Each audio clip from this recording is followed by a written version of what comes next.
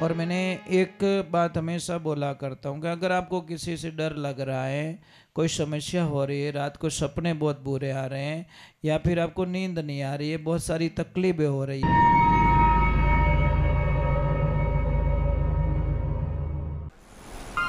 परम पूज्य श्री सोनू महाराज जी के नए नए उपाय सुनने के लिए चैनल को सब्सक्राइब जरूर करें और आगे से आगे शेयर जरूर करें।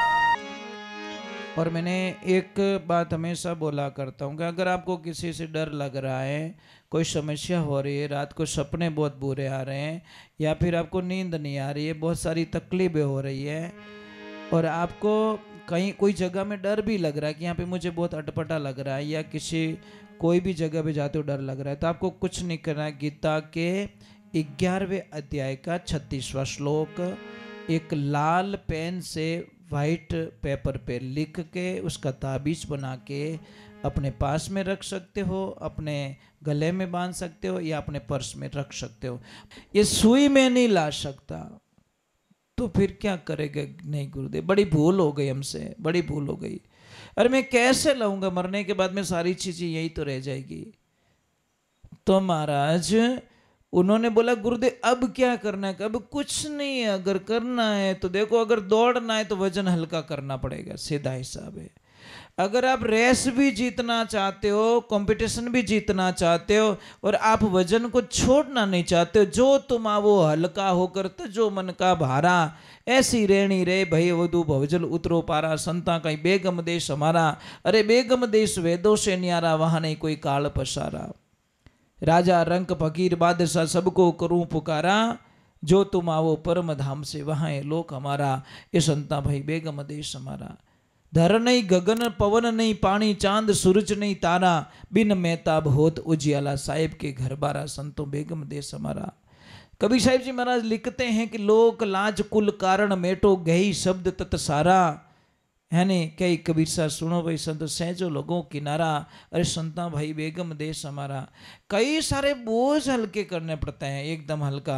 एक खिलाड़ी वही तो जीतता है। आपको बताएं, आपको बताएं, देखे जो रनिंग में दौड़ता है ना खिलाड़ी, कोई भी हो, कोई भी कंपटीशन में दौड़ता है, उसके तन पे कम से कम मतलब ड्रेसेज होती है, कम से कम मतलब हल्का हल्की ड्रेस होती है, ताकि वो फ्री में दौड़ सके। अभी उसको बढ़िया अच्छा सा टाइट एकदम जींस का पैंट, बढ़िया कोट, बढ़िया स्वेटर, बढ़िया भारी भारी जूते, ये सारी चीज़ें अगर उसको पहना ली जाए तो मुझे लग रहा है कि मतलब वो बैक साइड में रहे।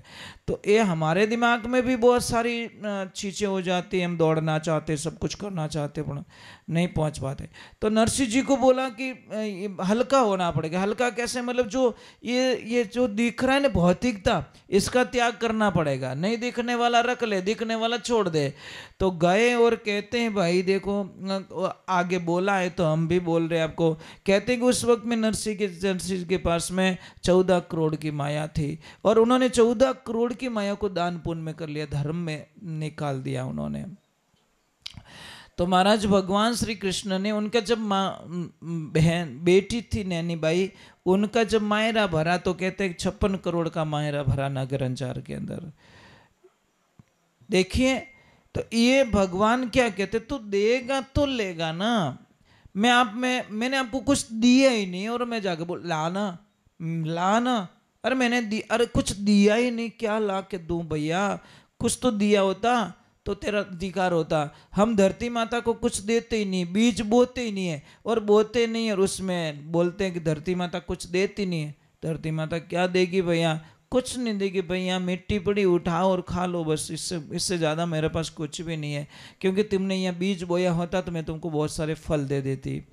तो ये ध्यान रखिए। सत्संग भी वही कहती है, सत्संग वही कहती है भाई कि तुम सत्संग को टाइम देते नहीं हो, सत्संग में जाते नहीं हो, हरि कीर्तन सुनते नहीं हो, भगवान के वचन सुनने का आनंद नहीं है। आजकल नास्तिक चीज़ों के अंदर आदमी की प्रवृत्ति बहुत बढ़ गई है।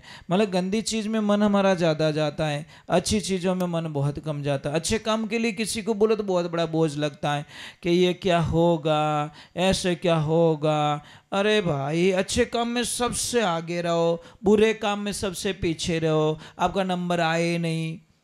जब सबसे पीछे रहेंगे तो भगवान करे वो नंबर आपका मिले ही नहीं, आपका नंबर ही ना आए। पर अच्छे काम में तो सबसे पीछे, बुरे काम में सबसे आगे।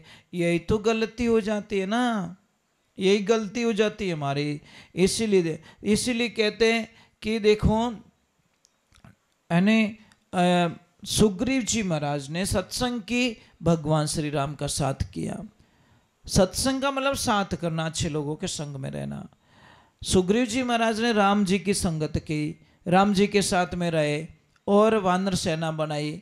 नहीं तो उन वानर सेना की क्या मजाल थी जो महाराज रावण से लड़ाई कर सके, परंतु नहीं, पीछे राम जी का सहारा था, राम जी गए थे।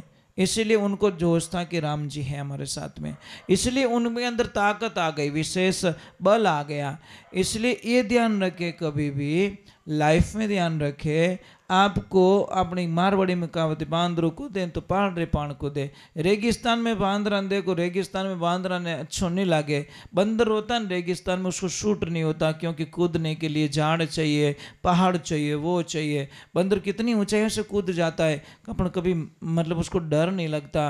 परंतु एक चीज़ से बहुत डर लगता है उसको, अगर थोड़ा सा खून आ जाए ना तो वो देख देख के ऐसे मर जाता है, पता नहीं क्या कायर जीव होता हो।